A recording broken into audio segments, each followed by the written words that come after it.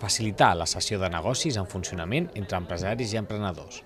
Aquest és l'objectiu de la iniciativa Reempresa, un projecte de la Diputació de Barcelona i la patronal CECOT que ha estat presentat a Viladecans.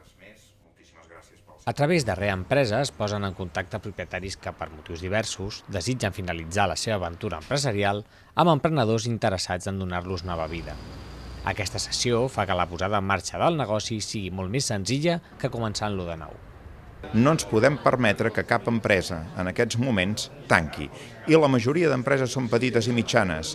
Com ajuntem, com fem trobar oferta i demanda? Doncs això que no existia, avui i a Viladecans i tot el Baix Llobregat, Reempresa ho facilitarà.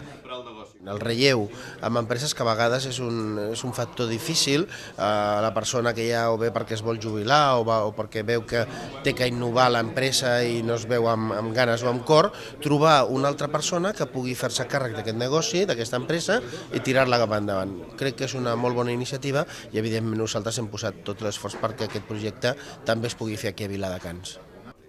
Viladecans ha estat escollida per la fortalesa del seu teixit productiu i el suport que dona als emprenedors. Actualment, un 10% dels projectes de Reempresa cedeixen amb èxit.